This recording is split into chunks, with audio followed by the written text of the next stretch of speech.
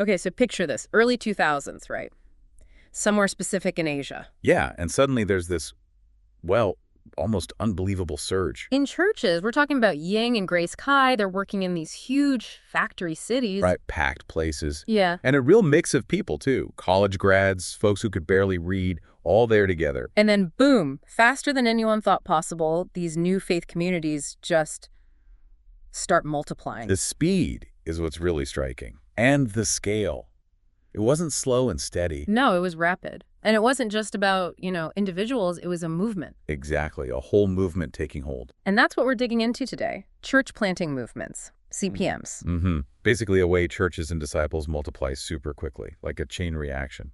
Almost like a chain reaction fueled by something bigger than just human plans. Right. We've got some really interesting source material here, an excerpt about this CPM plan. Right. And our mission today is to really get under the hood, understand the key principles, what made these things take off. And have such a massive impact. Because it's not just numbers, is it? No, not at all. It's about what some people are calling a discipleship re-revolution. And looking bigger picture, these aren't just isolated stories.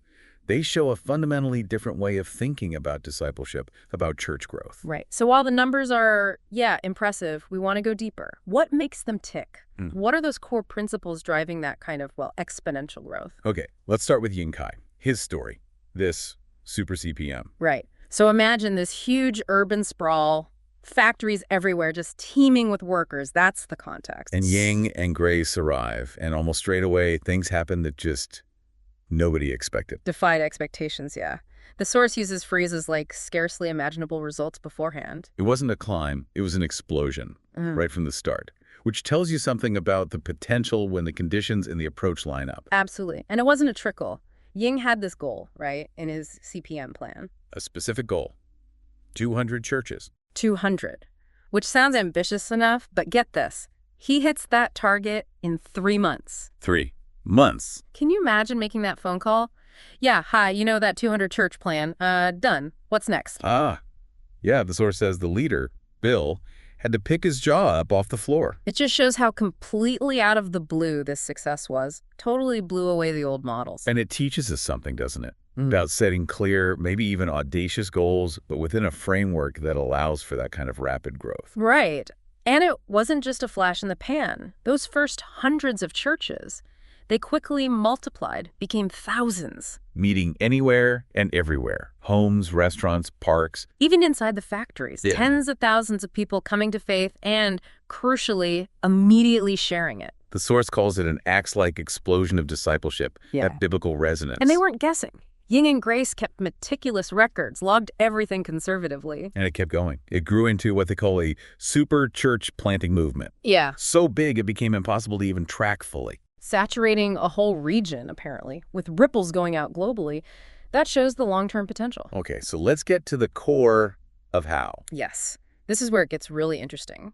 Ying's main approach was this thing called training for trainers, T4T. T4T, simple concept, profound implications. The basic idea, the expectation, was that every new disciple would immediately be equipped and expected to go train others. See, that's the shift. Yeah. It wasn't top-down. Multiplication was baked in from day one for everyone. It really challenges that older view, where discipleship is maybe seen as a long, passive process. You just receive teaching for years. Right. This was about immediate application and reproduction, equipping everyone to equip others. That's a key driver for the speed. Exactly. Not just personal growth, but immediate outward impact. Training others to do the same. It shook things up so much. But they call it a return to the original discipleship revolution. A re-revolution. Okay, let's pivot now, because there's another story, completely different context, but you see similar dynamics.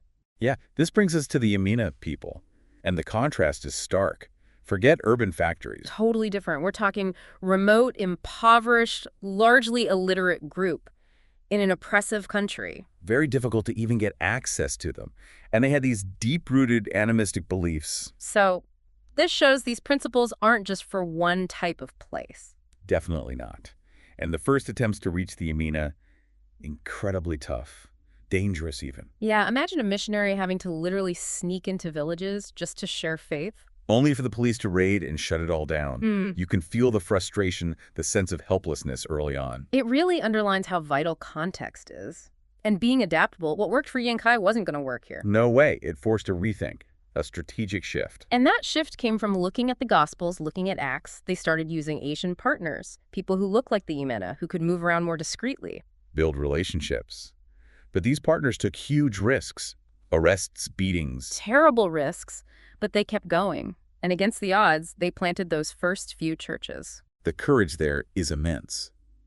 But what happened next is maybe even more significant. It shows the mark of a real movement. Yes, because the discipleship revolution wasn't just being done to the Ayana people. It caught on among them. Exactly. New believers, often with little formal training, were so changed they started planting most of the new churches themselves. The momentum shifted. The drive came from within the community, not just from outsiders. That's the critical point, isn't it? For sustainability, for real impact, when the community itself owns it. Absolutely. That's when you get lasting change. So the missionary involved, he was obviously thrilled. But even with 80 churches, he felt it wasn't enough. But right, there were 5,000 villages still untouched. He had this bigger vision nagging at him. Which led to this key leadership training. Just 12 Ayana leaders representing those 80 churches. A real turning point, that training. It wasn't just about practical stuff, though. They covered that marriage, handling persecution. But the core focus was bigger. It was about that kingdom revolution vision from the book of Acts, empowering these local guys to own it, drive it. And then comes this incredible moment. The missionary, kind of desperate to spark something bigger, throws down this challenge during a lunch break. He basically says, okay, 12 of you, 80 churches. How do we reach 5,000 villages in 5 years or less? Wow. Talk about putting them on the spot. You can imagine the initial nervousness, the weight of that. Totally. An audacious challenge given everything, pushing them way beyond their current reality. But when the missionary comes back, just a couple hours later. The whole atmosphere's changed. They're jubilant, excited, practically buzzing. And on the whiteboard. Doubling numbers. 80, 160, 320, 600. All the way up past 5,000. Just seeing it visually like that. Yeah. So powerful. A simple, reproducible path for exponential growth. Right there. And one of the Icena leaders explains it, just buzzing. We figured it out. Each of our 80 churches trains and plants one new church in 6 months. And then those 160 do the same. Doubling. Every 6 months, the missionary goes from kind of skeptical questioning to just shock and excitement. They got it. They grasped multiplication. It wasn't just adding churches. It was building a self-replicating system driven by them. And then the punchline. Brother Steve, the leader says, we're going to be finished in 3.5 years. Whoa. That's the moment. The vision wasn't just understood. It was owned. It had caught fire within them. They moved from participating to really owning it, believing it could transform everything. Now, okay, they didn't quite hit the 3.5 years, let's be real. No, but in the next 3 years, the number of churches more than doubled anyway, to 176. Still incredible growth, and the movement didn't stop there. It's still going. They're even sending out their own international missionaries now. Amazing. The missionary supervisor compared it to the book of Acts. That really says something about the impact. So you look at these two stories.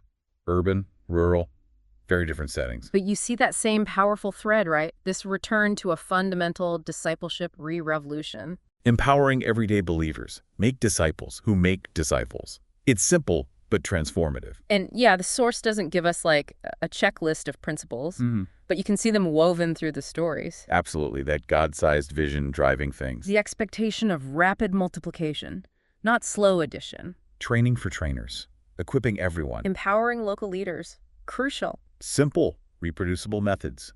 Meeting anywhere. Obedient discipleship. Just doing it, passing it on. The reliance on the Holy Spirit, it's described as spirit-empowered. And just persistence. Look at the Imuna facing persecution. They kept going. And what's compelling is how these principles seem to work across totally different cultures, different situations. They seem broadly applicable. So wrapping up this deep dive, we've seen these two amazing stories.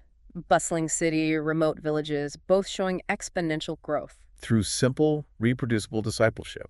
It really does make you rethink the standard approaches sometimes. This whole discipleship re-revolution idea, it could really challenge our conventional thinking, couldn't it? Open up new possibilities. Moving away from maybe a more passive model towards something dynamic, outward-focused, where everyone plays a part. Yeah. And that kind of leaves us with a final thought. For you, listening, what if the main expectation wasn't just about your own spiritual growth, important as that is? But what if it was also immediately directed outward, Hmm. impacting others? What if every step forward in faith included this built-in responsibility to share, to equip someone else? What might that kind of re-revolution look like? In your world, your sphere of influence? Whatever that might be. The It's king definitely something thing? to chew on, something to mull over after this deep dive.